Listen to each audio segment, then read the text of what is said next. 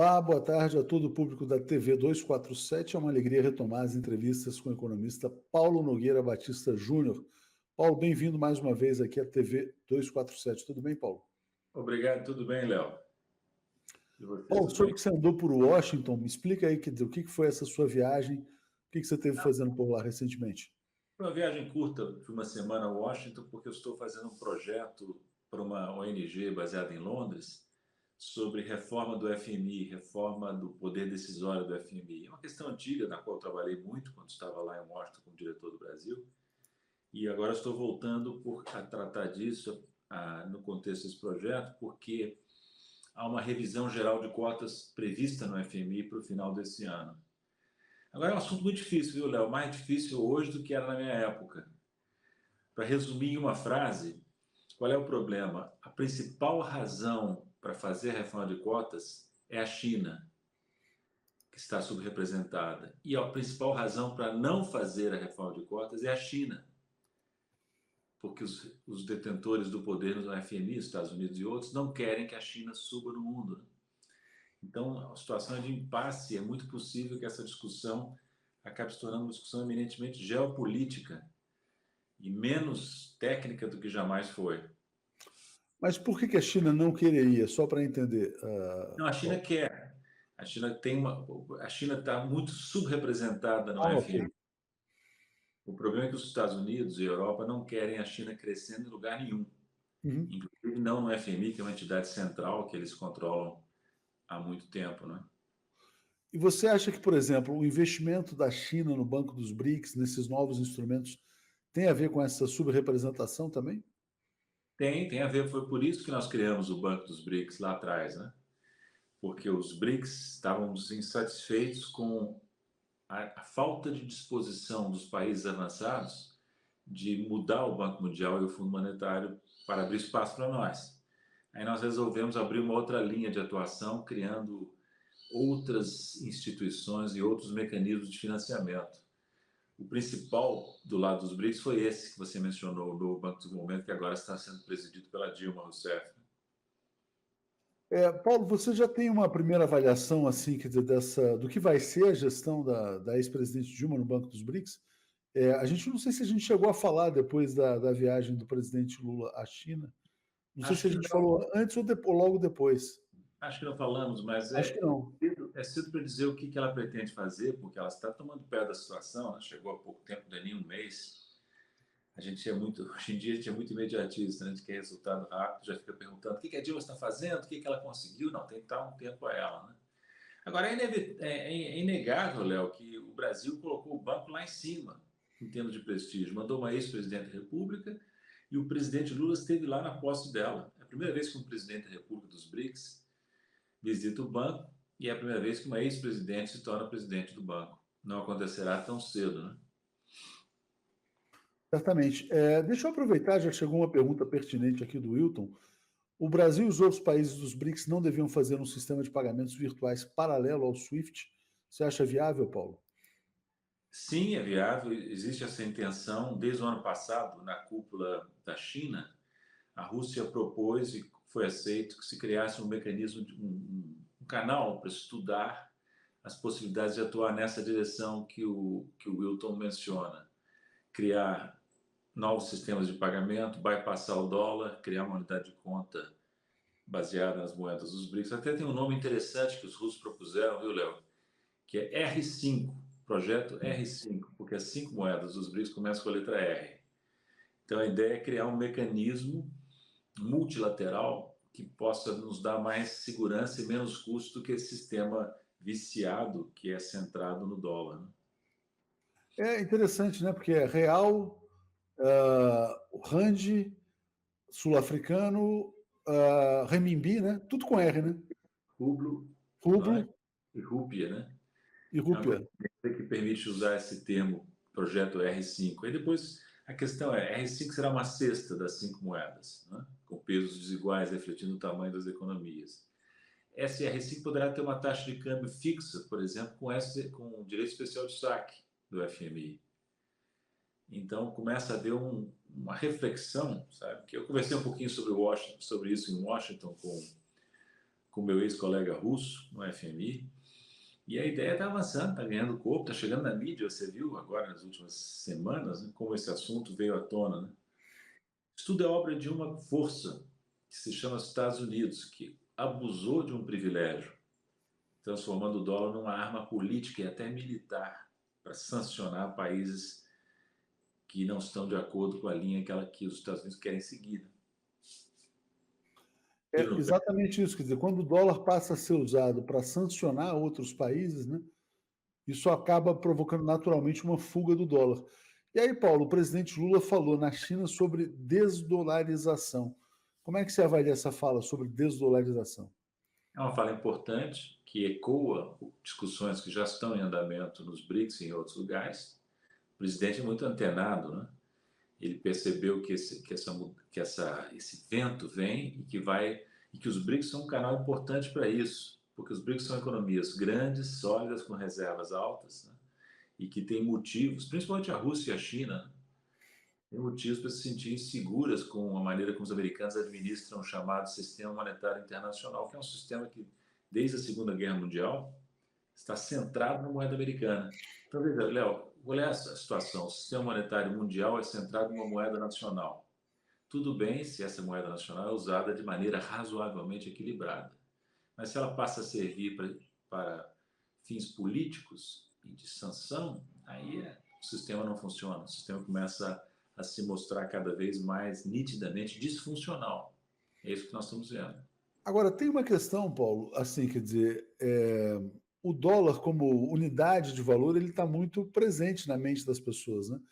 E as pessoas pensam em dólar, ninguém pensa em yuan, em rublo, ou mesmo em real, quer dizer, é difícil fazer essa mudança, né? Quer dizer, até do ponto de vista mental mesmo, assim, quer dizer, cultural.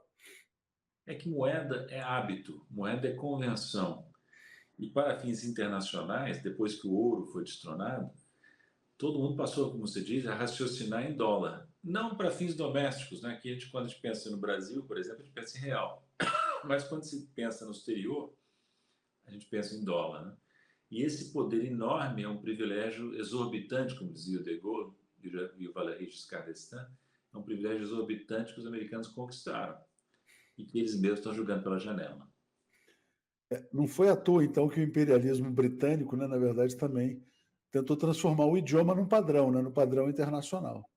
E Isso, tudo isso exatamente. vai sendo bastante útil aí, num ponto de vista internacional.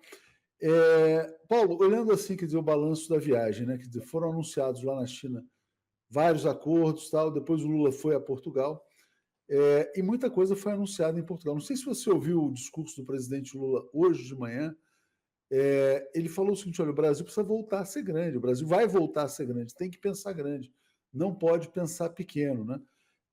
E tem que se colocar como uma das grandes economias do mundo. Como é que você avalia também essa viagem a Portugal e a fala do presidente? Ele podia ter aproveitado e dito também que nós temos que ser os herdeiros do espírito das grandes navegações portuguesas.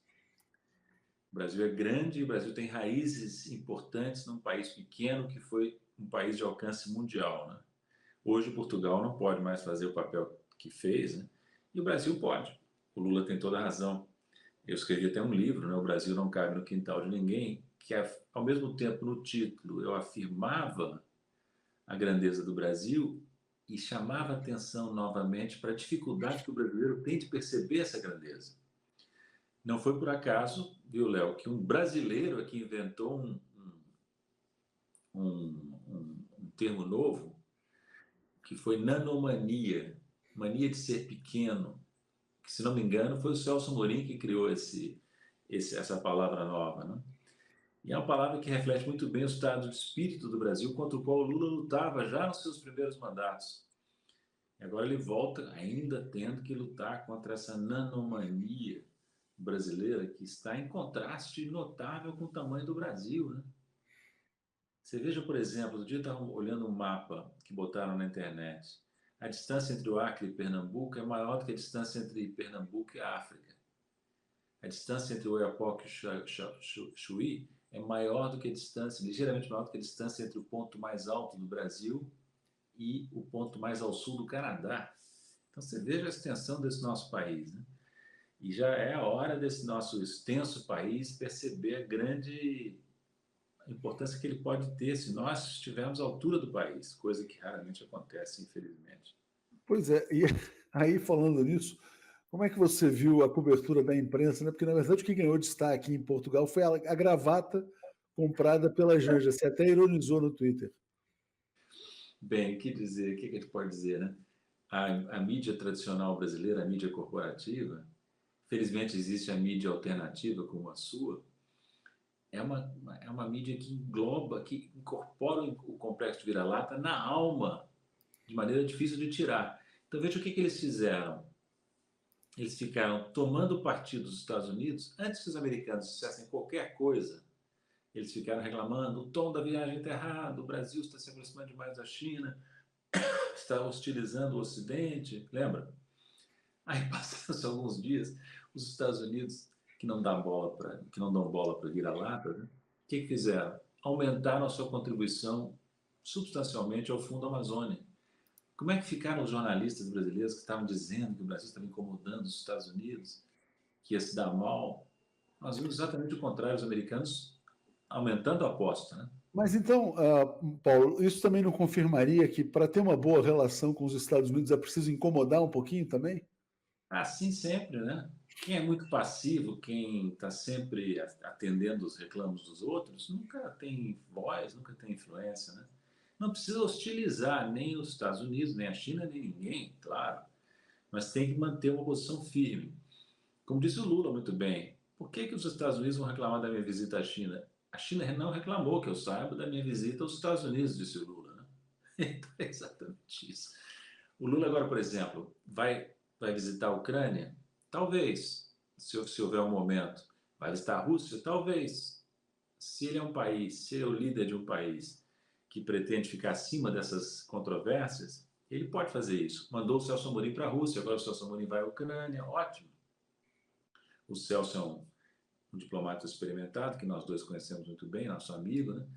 E ele vai ser uma pessoa de grande importância, não digo que com resultado imediato, claro, né? Porque a situação lá é muito difícil, a guerra, né? Mas vai o Brasil persistindo, né? E tem aquilo que nós já comentamos, né, Léo? Em 2024, o Lula é presidente do G20, presidente de turno, na rotação, né?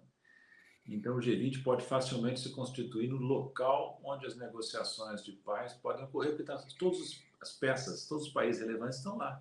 Ô, Paulo, o tempo está correndo tão rápido ultimamente que a Paula pergunta assim, ao vivo ou gravado há décadas atrás?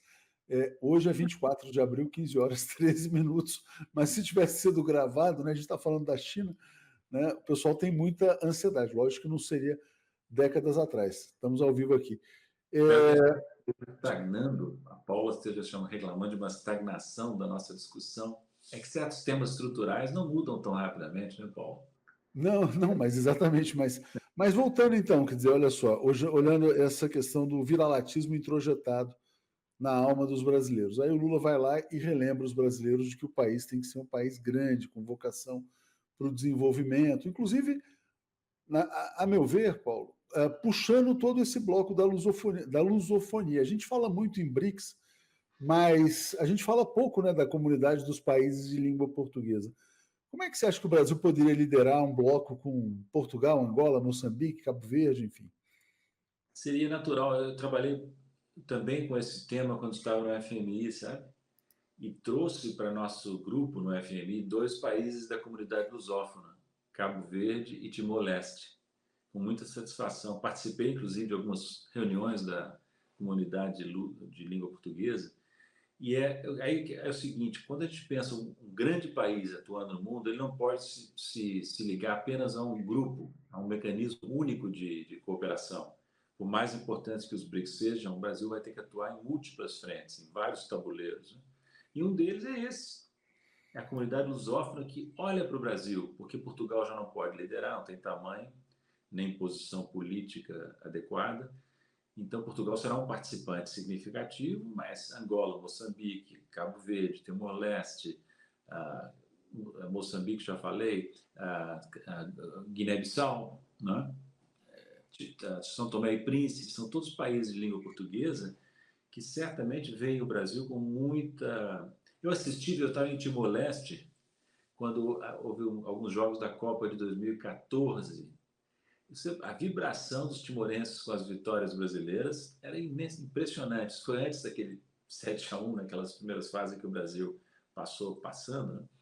E os timorenses torciam pelo Brasil, assim como os haitianos, aqui nas Américas, são famosos por vestirem a camisa brasileira. Então o Brasil tem um soft power, como dizem os americanos, natural, sabe? Que o Bolsonaro estava jogando pela janela, né? Certamente. Aqui, Paulo, olha só, isso aqui acabei de receber essa mensagem. Isso aqui é Lula e o primeiro-ministro de Portugal dentro de um avião que é desenvolvido pela Embraer. Acho que é o Super Tucano lá, enfim, acho que é alguma coisa desse tipo, se eu não me engano, tenho quase certeza que é isso. Quer dizer, então tem muito espaço para o desenvolvimento industrial Brasil e Portugal também, né? Sim, sem dúvida. Não há dúvida. O Brasil tem muitas oportunidades de cooperação na área industrial.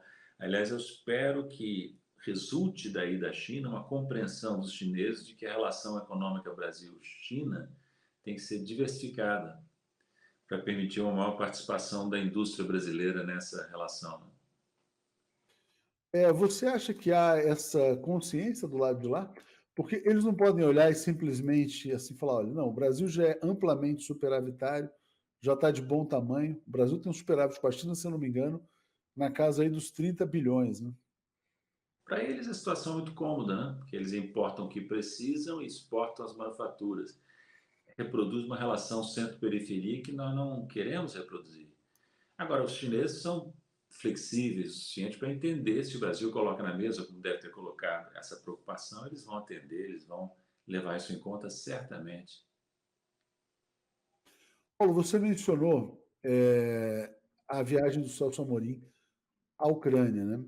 Ele foi muito criticado, né? Inclusive foi até, na verdade, maltratado numa entrevista recente à Globo, né, por um comentarista internacional. Estava ali meio Perdi o fechou. seu... Nessa coisa de introjetar o viralatismo, né, cobrava do Celso Amorim um alinhamento total à posição estadunidense. Tem muita gente que tem dificuldade para compreender a posição brasileira na questão da guerra, mas ela me parece extremamente coerente. O Brasil condena a invasão, defende a integridade territorial da Ucrânia, mas ao mesmo tempo busca uma solução negociada, que só será possível se os dois lados tiverem as suas posições escutadas, né? Me parece, inclusive, uma posição superior à posição europeia, né, que tem aí sim um alinhamento total com os Estados Unidos. Qual que é a sua avaliação sobre a posição brasileira no tema Ucrânia? É boa, e diga-se bem da verdade que ela já vinha sendo boa, né, no período Bolsonaro. Mesmo no período Bolsonaro, o Brasil nunca aderiu ao lado ocidental, ao lado americano, né? E o Lula deu continuidade a isso, aprimorando, né? Aprimorando que o Lula tem uma equipe internacional muito boa, o Mauro Vieira, o Celso Amorim e outros, né? O próprio Lula é um estadista com visão internacional, né?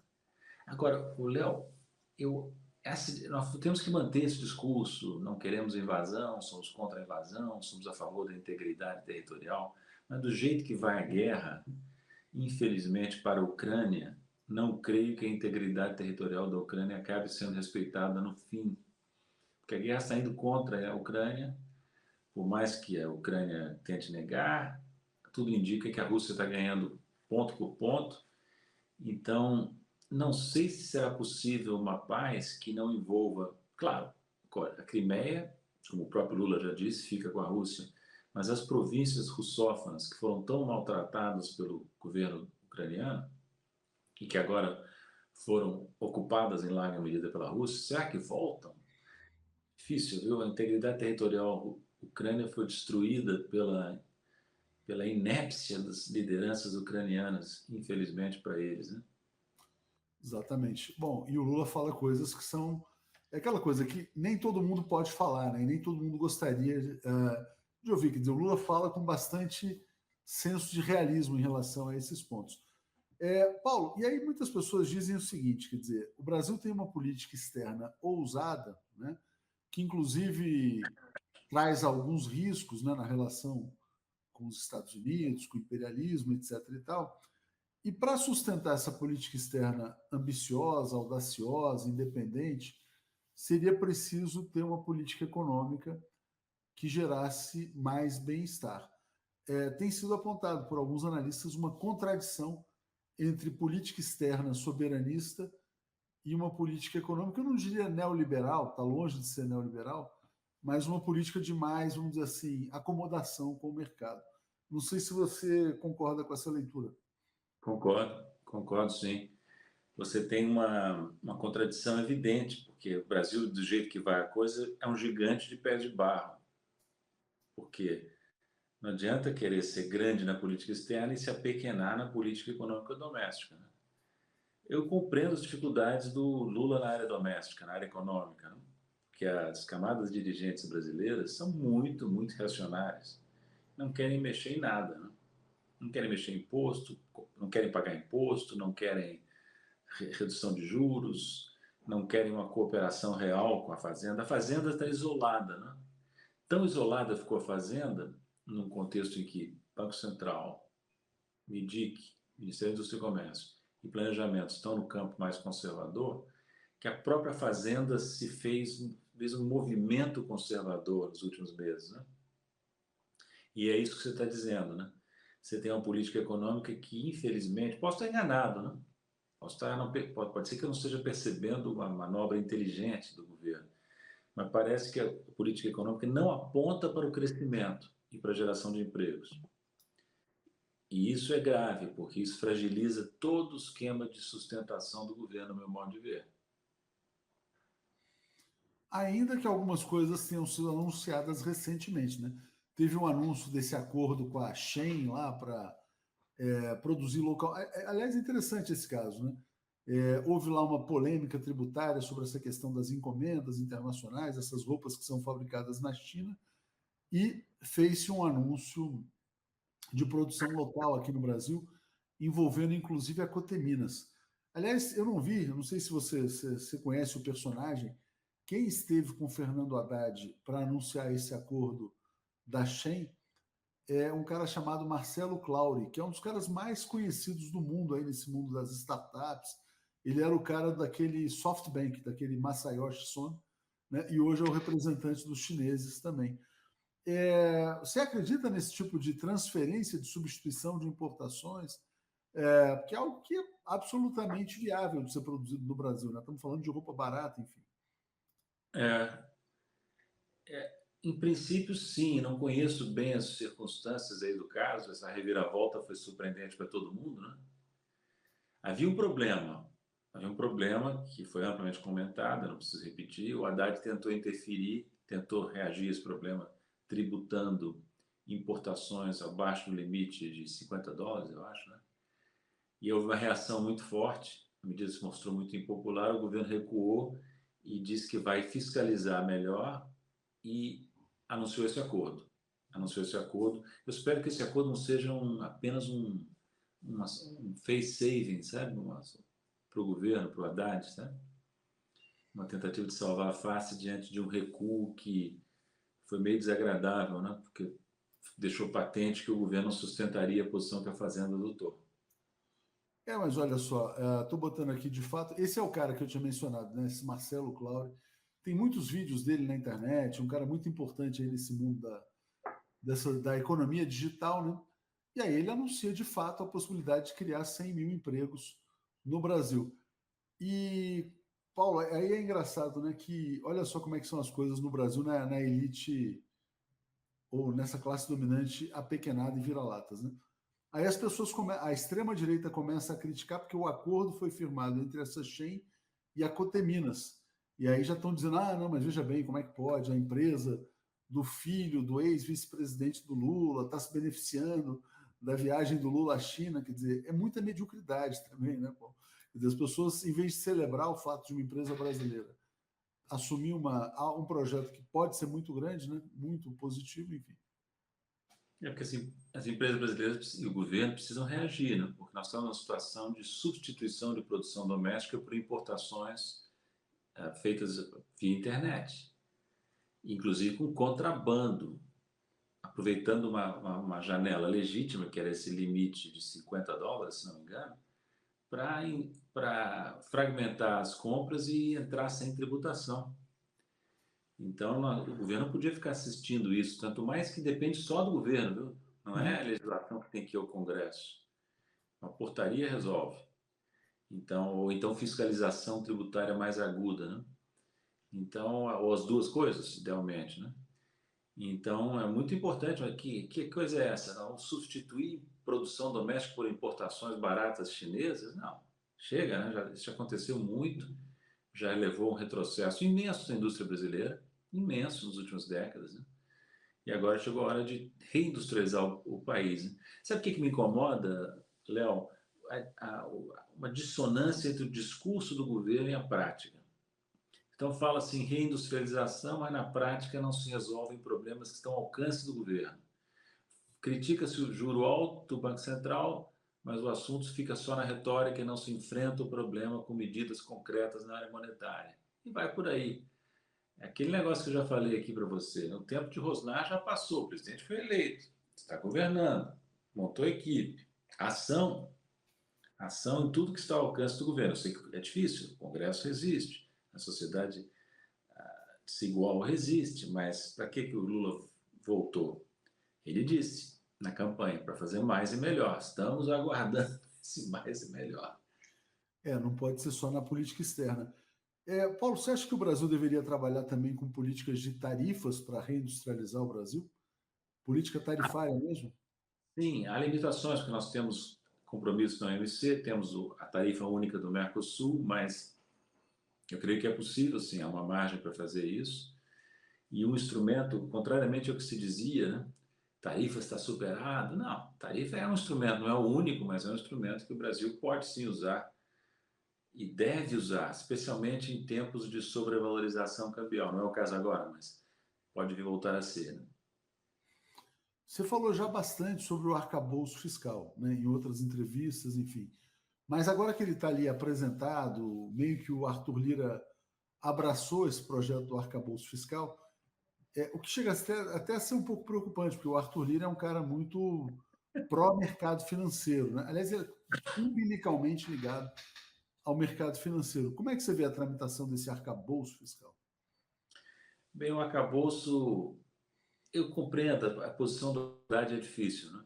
Ele tem que trafegar entre dois extremos. Quais são os dois extremos? Não, dois pontos. A pressão do mercado financeiro, que se insere ali no Congresso, e a pressão do presidente, que não quer amarrar a política fiscal. O mercado quer amarrar, o presidente não quer.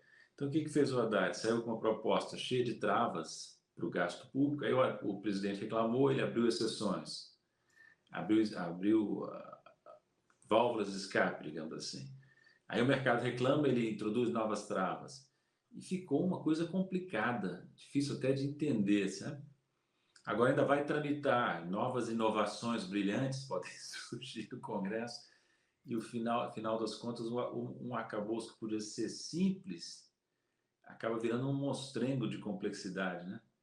Eu volto a dizer, eu lamento muito que não tenha havido condições intelectuais e políticas, sobretudo, para entender o seguinte: esse negócio de arcabouço fiscal é, em parte, uma formalidade. Não pode ser levado tão a ferro e fogo. Então, por que não adotar um arcabouço simples, semelhante ao que existe na área monetária? Por que o arcabouço fiscal tem que ser mais complexo, mais rígido do que o monetário? Essa desconfiança em relação ao poder público é que mina a capacidade de atuar do governo.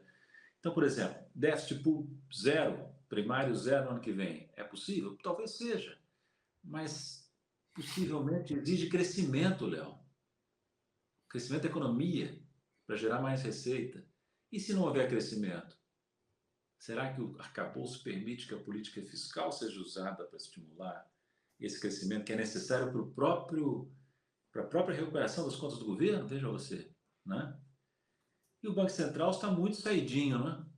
Agora está deixando cada vez mais claro que quer disciplinar não só a política fiscal, mas também os bancos públicos federais. Está dando sinais crescentes de que quer inibir a atuação dos bancos públicos federais. Aí quer amarrar o governo por todos os lados, né? Amarra a política monetária nas mãos de um comando bolsonarista. política fiscal amarrada por um arcabouço e por temores vários, bancos públicos inibidos por alertas repetidos do Banco Central. É o caminho para a estagnação, que vai derrotar politicamente o projeto popular que o Lula quer encarnar. Então, eu vejo com preocupação a política econômica, muito mais preocupação do que a política externa, que está indo melhor, no meu modo de ver. Mas, Paulo, o presidente Lula, ele faz uma leitura permanente do quadro político, enfim. Claramente, quer dizer, quando ele está olhando para esse terceiro mandato, quer dizer, que é o mandato da vida dele, quer dizer, que é a redenção, né? Depois de 2 mandatos muito bons, a perseguição, a prisão política, ele certamente não vai se conformar com o cenário de estagnação, né? Em algum momento essa política econômica vai mudar, né? Quer dizer, o Brasil, será que ela aguenta quanto tempo? O governo Lula aguenta quanto tempo de estagnação? Exatamente isso. O Lula pagou para ver. Ah, tá bom, você quer fazer esse arcabouço fiscal aí? Precisa fazer? Precisa, mas garante o crescimento. Garante a possibilidade de fazer política social. Se no frigir dos ovos isso não estiver garantido, o Haddad vai ter que dar muita explicação ao presidente. E vai ficar numa posição difícil. Mas o pior não é que o Haddad vai ficar numa posição difícil, o governo vai ficar numa posição difícil, né? Porque, de novo, eu posso estar enganado. De repente, a paciência do povo brasileiro vai ser maior do que eu estou imaginando. Mas será que o povo vai ficar passivo diante de um cenário de estagnação, desemprego crescentes? Não adianta dizer, mas eu estou fazendo o possível, dar as minhas explicações. O povo quer resultado, né? Resultado significa atender a parte mais sensível do corpo humano, como dizia Delfim, que é o bolso. O Luiz Matos fala, e o PT nem se mexe no Senado contra o Campos Neto, né? Eu nem digo isso para o Luiz, né? Luiz Márcio.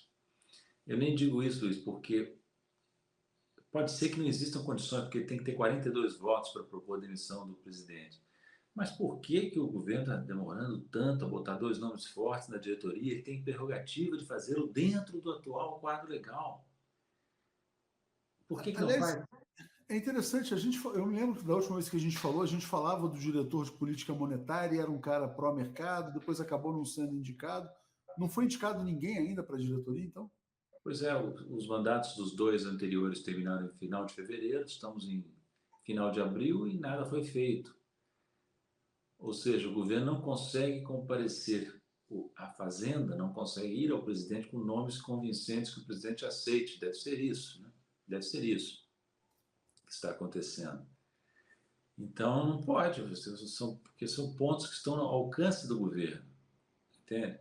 Assim como está ao alcance do governo, que tem maioria no Conselho Monetário, Planejamento e Fazenda, rever as metas de inflação, não fez ainda. Como é que pode? O presidente tem falado isso desde janeiro, com razão, com razão. A Fazenda não se mexe, o planejamento não se mexe, o assunto vai sendo cozinhado. Meta de inflação não muda, Banco Central livre, leve e solto, dando pitaco em outras áreas. O Banco Central se comporta como um quase governo da área econômica. Né? Arrogante. Paulo, houve um encontro empresarial promovido pelo João Dória em Londres, o LEAD, né? No primeiro dia, o presidente do Senado, Rodrigo Pacheco, fez um apelo. Faço aqui um apelo ao presidente do Banco Central, o Brasil não aguenta mais essas taxas de juros, tal, blá, blá, blá. Aí, que já é estranho, né? O presidente do Senado apelar ao presidente do Banco Central. Aí, no dia seguinte, o presidente do Banco Central foi falar e disse o seguinte: olha, o timing político não é o timing dos técnicos, então tudo fica do mesmo jeito, não muda nada. Enfim. Deu um tapa com luva de pelica no presidente do Senado. O que Exatamente. nós estamos vendo? O que nós estamos vendo, Léo, é aquilo que muitos que eram contrários à lei de autonomia do Banco Central disseram, inclusive eu. O Banco Central se transformou num quarto poder. Um quarto poder. Não é só mais judiciário, legislativo e executivo, tem também o Banco Central do Brasil, que funciona, se dá o direito de dizer isso, né? O tempo da política é um e eu tenho o tempo da técnica, da pseudo-técnica, né? Porque as decisões do Banco Central são apenas em parte técnicas, dado que afetam a vida social e, portanto, a política, né? Então, em lugar nenhum do mundo, o presidente do Banco Central se julga legitimamente como apenas um técnico. Não, não é só isso. Ele, a instituição que ele comanda, tem uma responsabilidade política e social. Não opera no vácuo. Então, nós estamos vivendo uma distorção institucional medonha aqui no Brasil, com esse Banco Central do jeito que está. Você acaba de ser indicado para o Banco Central pela nossa telespectadora Lala Vim, dizendo aqui, ó, Paulo Nogueira para o Banco Central. Já. O Paulo, e aí a gente tem essa situação, quarto poder. Eu te pergunto o seguinte: o povo brasileiro aceita, vamos dizer assim, engole, vamos imaginar o seguinte, quer dizer, que caso o Brasil permaneça em estagnação nesse ano e no próximo, que é o segundo ano em que o Roberto Campos Neto invade o governo Lula. O discurso, olha, veja bem, não, a culpa não é minha, a culpa é do Roberto Campos Neto.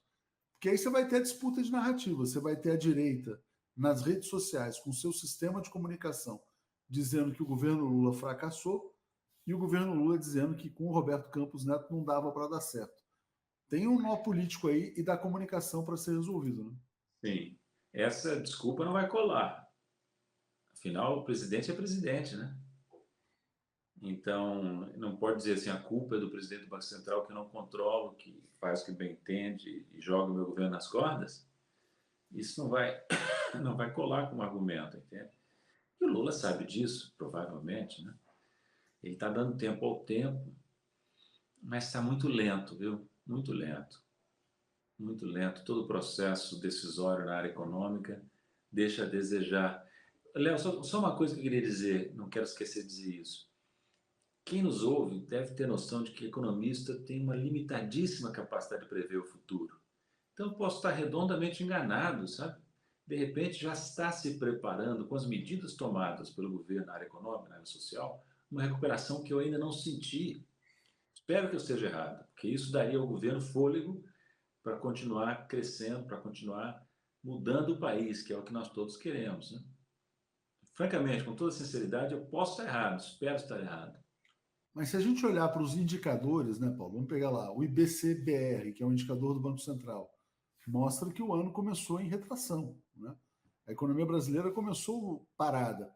Houve um pequeno aumento do desemprego também, quer dizer, então a gente tem que confiar nos indicadores básicos, né? Os sinais vêm por aí. E também tem na economia uma coisa que eu acho que você conhece bem, né? Que são aqueles indicadores antecedentes, né? Você vai vendo assim, sei lá, por exemplo, antigamente o pessoal falava de compra de indústria de embalagens, papelão, tal, isso já é um sinalizador, os estoques das indústrias e tal. Hoje eu vejo até pouca matéria sobre isso. Antigamente se fazia muita reportagem para sentir a temperatura da economia. Como é que estão os indicadores antecedentes da economia nacional? Olha, nem os indicadores contemporâneos ou recentes, nem os antecedentes mostram de maneira convincente o início de recuperação. Pode ser que eles não estejam captando uma recuperação que está aí, mas de onde viria essa recuperação, Léo? De onde viria? Não é do setor externo, ainda que a China ajude. Não é da política fiscal, aparentemente. Certamente não é da monetária que está reprimindo o crescimento. É verdade que o governo tomou algumas medidas importantes, não vamos esquecer disso, né? Aumento do salário mínimo em R$ 300, elevação do limite de isenção do imposto de renda, ampliação do programa Bolsa Família. Tudo isso joga dinheiro, como eu já disse várias vezes, na mão daqueles que gastam, tem propensão marginal a consumir alta e, portanto, efeito multiplicador, né? Então, tem algumas coisas que o governo fez importantes, sabe?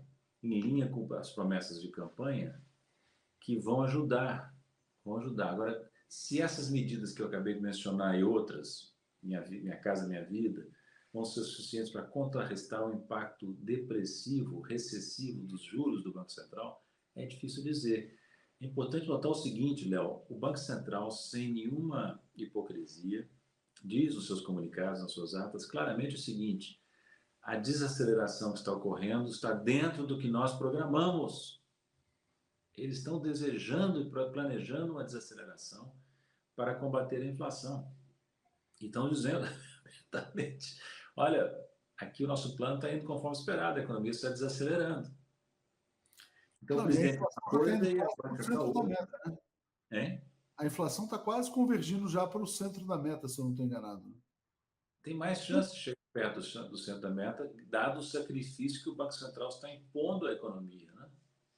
E veja que o Banco Central ainda faz o seguinte: pega com os juros altos, ele tira dinheiro do tesouro e bota nas mãos de uma minoria que tem de títulos públicos, inclusive os próprios bancos que têm títulos públicos em caixa. Quem são esses que são credores do governo? São pessoas de alta renda que têm baixa propensão marginal a consumir. Portanto, é uma transferência de renda do tesouro para ricos que concentra a renda nacional e nada faz para estimular o crescimento, porque quem recebe esses juros em tesouro, entende? Então, é uma coisa realmente lamentável que a gente não consiga dobrar a resistência a essa política de juros, a uma política de juros mais civilizada, né? Você sabe que quando os economistas estrangeiros olham para o Brasil, dizem: o que é isso? Que juro é esse que o Brasil pratica? Não acreditam, né? Mais recentemente, o Stiglitz esteve aí e botou a boca no trombone. Stiglitz, que é prêmio Nobel, Joseph Stiglitz, né? Então, é difícil até explicar para quem não é brasileiro o que nós estamos fazendo aqui na área monetária. A Elizabeth Coutinho dizendo: construção civil, o setor que mais questiona os juros altos. Flor de Mandacaru dizendo: vergonhoso, Pacheco rebaixando aquele que deveria demitir. Eu tenho uma preocupação, Paulo, acho que até já falei com você sobre isso, sobre o setor de construção civil, que fez muitos lançamentos imobiliários quando o Roberto Campos Neto botou a taxa de juros muito baixa, né? E muitas pessoas achando que iam poder pagar financiamentos em 20, 30 anos com taxa de juros de 2%, 3%, 4%, e hoje estão nesse 13,75%. Não sei se já há esse risco, mas pode haver problema no setor imobiliário também na economia brasileira, se isso persistir por muito Bem, tempo. que gera empregos, né? Importante para a economia. Todos os setores que se endividaram com juros baixos e foram pegos no contrapé com a alta dos juros, assim como ocorreu nos Estados Unidos, aqui até mais, né? Porque a alta foi mais pronunciada, tendem à inadimplência. A carteira dos bancos vem piorando, né? A carteira dos credores, em geral, vem piorando. Isso é previsível. Difícil saber, porque tudo isso é muito escondido, né? Até que estoura. Tudo isso é bem escondido pelos credores, pelos devedores, na tentativa de atravessar o deserto, né? Sem entrar em falência, né? Mas é um risco que o Banco Central tem a obrigação de monitorar, né? Porque o Banco Central não é apenas um órgão para controlar a inflação, é também um órgão que, entre outras coisas, deve controlar a estabilidade financeira. E a política de combate à inflação via juros altos ameaça a integridade financeira do sistema, contraditoriamente, né? Exatamente. Paulo, você tem externado essas suas preocupações em conversas com dirigentes, com pessoas do governo, dialogado, sei lá, com o Fernando Haddad, com a Luiz Mercadante, enfim. Com o Mercadante não, com a Haddad duas vezes, assim, em reuniões virtuais, com grupos de pessoas. Tenho falado até com firmeza, nem sempre agrado, né? Tenho falado com outros dirigentes do governo. Você Há tem uma virado aquele cara inconveniente assim nessas conversas que não vai ser mais chamado? Como é que é? Corro esse risco, porque as pessoas, quando estão no poder, é uma experiência que eu observo ao longo das décadas, elas ficam muito. O Delfim dizia, para citar o Delfim de novo, né, que Brasília faz mal à capacidade de raciocinar. As pessoas começam a ficar um pouco cheias de si, se achando muito especiais, e não ouvem, não querem ouvir, né? Não querem ouvir quem não tem poder, digamos assim, né? Então, eu sou um intelectual sem poder, eu procuro, estou querendo o sucesso do governo, estou tentando, quando me chamam, também não fico me oferecendo para dar palpite, então palpite é assim, público, né? Aliás, o que eu digo em público é o mesmo que eu digo em particular, essencialmente o mesmo, sabe? E é um jogo de uma face só da minha parte, sabe? Eu que não sou político, posso fazer um jogo de uma face só, né? Você não está postulando nada, né? Você não está buscando nenhum cargo, nada, absolutamente. E, Não, o, e me conta, e me conta aqui, ó, deixa eu só ler esse comentário da Luciana, está dizendo: o Brasil entrou num beco sem saída, tem que derrubar o fundo do beco. E com o Guido Mantega, você tem conversado de vez em quando? pouco, mas pretendo voltar a falar com ele. Eu tenho acompanhado as manifestações dele. Ele tem muita experiência, né? Ele é um cara que o governo devia ouvir. Aliás, deixa eu te falar uma coisa. não sei se eu vou cometer uma inconfidência aqui, mas o Guido lançou no final do ano passado uma ideia que era muito boa, que se tornou mais necessária com a composição da área econômica do governo, criar um Council of Economic Advisors, um conselho de assessores econômicos na presidência, que poderia ser chefiado pelo próprio Guido, né? Seria muito bom. Inclusive, não sei se você viu uma decisão importante, ele foi reabilitado, né? Tinha uma decisão judicial absurda que o impedia de assumir qualquer cargo, cargo público e tal. Agora ele está livre. Ele Ali, poderia ser um bom nome, né? o ministro da Fazenda nunca gosta, nunca aprecia essas ideias, né? Mas o presidente talvez ganhe com isso, porque veja o que acontece com o governo. Você tem a Fazenda, tem a Tebet no planejamento, o Alckmin na Indústria e Comércio e o Banco Central. O presidente não tem, a meu ver, uma diversidade de opiniões suficiente em torno dele. Por que não constituir esse conselho? Existe nos Estados Unidos, não é? Não vai se sobrepor os ministros, que têm os instrumentos na mão, mas vai aconselhar o presidente e interagir com os ministros. O presidente chama os ministros, chama os conselheiros e promove um debate fechado dentro do palácio. Por que não? Eu acho que isso se tornou necessário na medida em que o governo, a área econômica rateia, sabe? A área econômica está rateando, está demonstrando uma certa insegurança. A melhor equipe é do Haddad, mas mesmo a melhor equipe é jovem, inexperiente, né? E as outras equipes são bastante inferiores às dos outros ministérios e do Banco Central, né? Então, Mandorinha não faz verão, o Haddad sozinho vai ter dificuldade, e de repente um conselho até seria útil, mesmo que a Fazenda, útil para o Haddad, mesmo que a Fazenda não tenda a gostar disso, né? Não, e é interessante, Paulo, porque você falou dessa questão da inexperiência, né? Quer dizer, é importante que as equipes tenham a capacidade de fazer a leitura política, né? Não apenas técnica. Eu acho que esse caso da Shen foi muito interessante, porque era uma decisão da Fazenda, tecnicamente correta, aumentar a arrecadação, combater o contrabando, etc. e tal. Politicamente foi muito negativa para a imagem do presidente Lula. Depois acabou se fazendo uma limonada lá com a questão dos empregos, mas talvez esteja faltando sempre, vamos dizer assim, uma leitura política das decisões econômicas, né? Não sei se você concorda com isso. Sim, eu estava lendo a autobiografia de um grande jogador de futebol chamado Almir Pernambuquinho. Hum. O Almir, entre outras coisas interessantes, é o seguinte, que o melhor tipo de escalação num time é a mistura de veteranos com novatos. Essa mistura é melhor.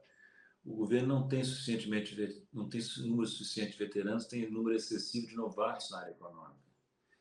Então, não dá para ganhar a Copa do Mundo com um time cheio de infantos juvenis, de dentes de leite, como a gente dizia antigamente, né? Não dá. Por melhores que sejam os infantos juvenis, eles têm que ganhar a cancha, têm que ganhar a experiência, têm que aprender com os mais velhos, né? E isso está faltando no governo, na minha opinião, sabe? A gente vê como é que o Pelé foi importante na Copa de 70, né? Como os experientes fazem. Tinha Como o tinha Messi foi importante, o Messi agora nessa última Copa, né? então, é fundamental. Os veteranos trazem a sua contribuição, os jovens também. Os jovens vêm com uma energia, com uma capacidade de inovar maior, né? Essa mistura que é a chave. Qual é a dificuldade? Eu volto a dizer o que eu já disse aqui, eu acho. A dificuldade do governo é que, estruturalmente, a remuneração dos altos cargos é baixa. Você tem dificuldade de atrair veteranos para o governo. Então, quem vai são os jovens que estão ainda tentando fazer o seu nome, entende? E o risco de passar pelo governo é muito alto também, né? O risco, se a gente olha o que aconteceu depois do golpe de 2016, muita gente foi perseguida também.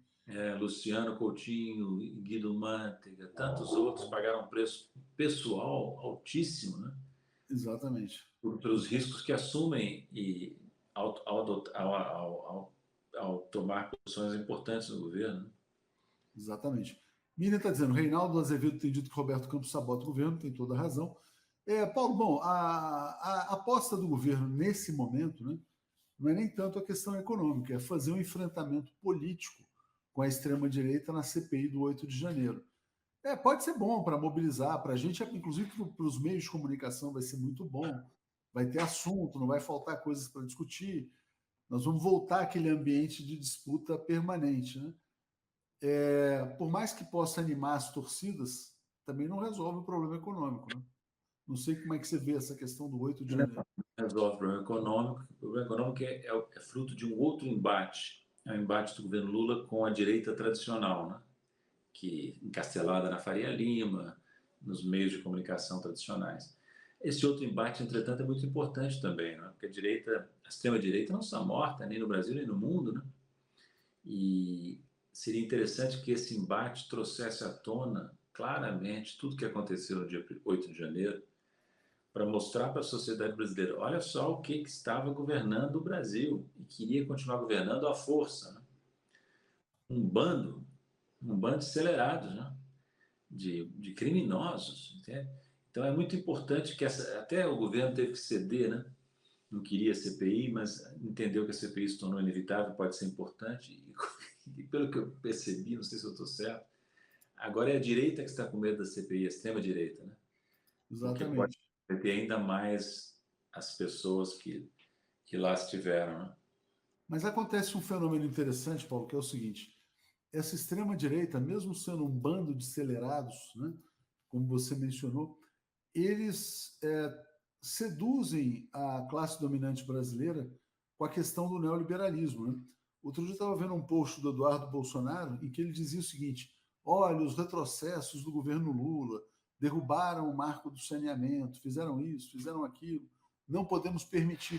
Então, é uma extrema-direita extremamente agressiva, de índole fascista, mas que tem essa questão, né? Tem esse prato no cardápio, que é o neoliberalismo. E com isso eles É, conseguem convencer muita gente. esse foi um ponto forte da articulação do Bolsonaro. Ele percebeu que tinha que fazer uma ponte com a direita, com o mercado, com o capital financeiro, e escolheu bem para esse fim o Paulo Guedes, né? Isso não é estranho na história do neoliberalismo, porque sempre não, mas houve frequentemente alianças entre os neoliberais e os regimes ditatoriais de direita. Chile, por exemplo. O Friedman esteve lá apoiando o Pinochet, né? Então, o liberalismo econômico nem sempre anda de mãos dadas com o liberalismo político. E esse é um ponto forte deles no Brasil, viu? Porque a camada dominante brasileira prefere uma terceira via. Claro, continua na esperança quase utópica de uma terceira via. Mas se precisar ir para o bolsonarismo, vai, como foi em 2018, né? Porque o antipetismo é muito forte, talvez mais forte que o antibolsonarismo na classe média e na direita tradicional, né? Exatamente. No fim de semana, o dono da Natura também falou do seu desapontamento e tal. Era um cara também que foi um apostador na terceira via, como não encontraram, chegou a apoiar o Bolsonaro, depois saiu do bolsonarismo. Mas é um pouco isso, quer dizer, no fundo eles queriam transformar, você já falou várias vezes, né, o governo Lula num governo do PSDB. Mas se o Lula virar um governo do PSDB, ele não entrega o crescimento. E aí como é que acontece? Né? Como é que sai desse O número? PT fracassou, né? Fracassou retumbantemente. Então, se o Lula seguir o caminho tucano, ele vai fracassar também, mas não vai seguir. O Lula tem sido corajoso, né, Léo? Ele enfrentou a extrema-direita, até agora muito bem, enfrentou retoricamente, pelo menos, a Faria Lima, né? Decepcionando muito. Você lembra qual era o esquema, né, da Arca de Noé? Era colocar na fazenda um Meirelles, um Armínio Fraga, algo do gênero, né? E o Lula botou o Haddad. Haddad, que é um professor, na origem, um professor de esquerda, que já defendeu o socialismo, né? Tem uma formação marxista, é um pragmático, não está ligado mais a isso, mas tem essa origem. Então, foi decepcionante para eles, sabe? Depois eles viram, vamos tentar compor com esse Haddad, porque esse Haddad não é um sujeito incivilizado pelos padrões da Faria Lima, né? Estão fazendo esse movimento, tentando envolver, tentando cooptar o Haddad, a sua equipe, né? Porque o Banco Central já é deles, até a Tebet já é deles. No MIDIC só tem um secretário progressista que é o Wallace Moreira, né? Então, eles estão fazendo o jogo que eles sabem jogar, né? Agora, o Haddad não é nenhum Palocci, o Haddad não é Meirelles, o Haddad não é Paulo Guedes. O Haddad é um quadro do PT inteligente, experiente. Eu espero que não caia na esparrela de achar que ele entrou num clube, que ele virou sócio do clube. O clube abriu as portas para ele porque ele é ministro da Fazenda. Só por isso. E se ele andar mais ou menos conforme a música que o clube quer ouvir. Então, o Haddad é uma espécie de músico contratado para tocar nos salões do clube, mas não pode desafinar. Não E pode desafinar. a direita está sempre pensando lá na frente, né? Eles já viram o fracasso, quer dizer, a provável inelegibilidade do Bolsonaro e já lançaram, não sei se você viu nesse fim de semana, praticamente foi lançada a candidatura presidencial do Tarcísio como substituto do Bolsonaro. Teve entrevista nas páginas amarelas de Veja, seguida de uma pesquisa Quest dizendo que bolsonaristas querem Tarcísio caso o Bolsonaro não possa. Como o Bolsonaro não poderá, vai ser banido, o Tarcísio já está aí lançado e apresentado como substituto da extrema-direita. Né? Não plausível, né, Léo? Porque é um sujeito que herda os votos do Bolsonaro, entretanto, apela um pouco mais para o centro, para a direita tradicional. Então, ele talvez tenha um alcance maior, se bem que eu não sei se não falta a ele algo importante, que é carisma. Quer se queira, quer não, o Bolsonaro tinha carisma para o pessoal dele. A Michelle tem também. Eu não descartaria a Michelle, viu? Em caso de... Alguém falou aqui que está tendo pesadelos diários de que a Michelle poderá ser presidente do Brasil. Se isso acontecer, realmente, aí é o pesadelo dos pesadelos, mas enfim. Por isso que eu digo, a direita, a extrema-direita não está derrotada, mesmo com o Bolsonaro inelegível. Conversem, vocês aí que estão nos ouvindo, conversem com pessoas que não são do nosso campo. Escutem o que elas dizem. Pessoas que votaram no Bolsonaro e continuam achando que o Lula é um desastre, que o Lula é isso, que o Lula é aquilo. São pessoas que perderam a capacidade de distinguir fato de opinião, sabe? Vivem de lendas, vivem de teorias da conspiração. A gente também, né? Na esquerda, a gente também tem as nossas lendas, as nossas teorias da conspiração, mas no caso deles, acho que é pior, sabe, Léo? Por exemplo, a questão das joias. Qual é a reação típica do bolsonarista? Ah, isso tudo é onda, tudo mentira para esconder os fracassos do governo Lula. Esse é o discurso padrão, sabe? Alimentado por redes de WhatsApp e outras fontes, sabe? Então, não é só o Brasil, os Estados Unidos está assim também, né? Outros países também, e nós aqui estamos muito vulneráveis a esse... Aí, volto a dizer uma coisa que muita gente tem dito, Léo, qual é a base econômico-social do sucesso da direita no mundo e aqui no Brasil? É a incapacidade dos esquemas de política econômica hegemônicos de entregar crescimento com distribuição de renda. Aí você vai criando um caldo de cultura que diz, então esses caras não me representam, eu quero tentar algo diferente, quero tentar um sujeito que diz a verdade, que é contra o sistema, como se apresentam os líderes da extrema-direita, eles são contra o sistema. É assim que eles se apresentam e convencem, entende? Eles olham para o PT e dizem, o PT é parte de um sistema, é a parte pior de um sistema que nós estamos combatendo. É assim que eles operam no nível da narrativa, né? Narrativa perigosa porque ela é eficaz. Daí que muito importante o governo Lula entregar crescimento, emprego, distribuição de renda, justiça social. Realmente tem que entregar isso. Nem que seja dando umas cotoveladas na Faria Lima. Se a Faria Lima quiser atrapalhar, se o Banco Central quiser se meter a sebo, você tem que chamar assim, vem cá, você foi eleito? Você foi eleito pelo voto popular? Então fica quieto aí, cumpra a sua tarefa, que já é muito. Não tente governar o país.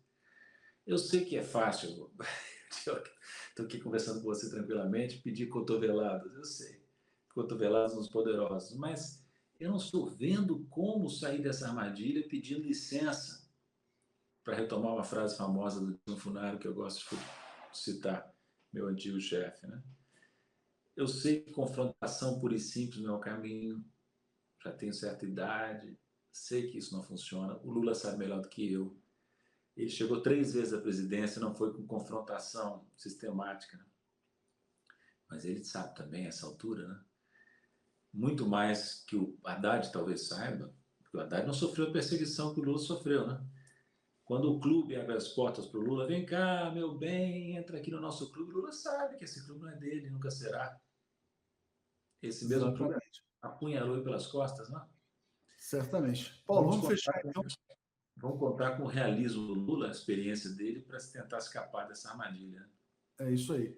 Vou fechar com um comentário da Maria Carmen dizendo mais uma excelente análise do Paulo Nogueira através da sua excelência em todos os assuntos. Obrigado, Paulo. Até a próxima. Vamos em frente. Até a próxima. Abraço grande. Obrigado.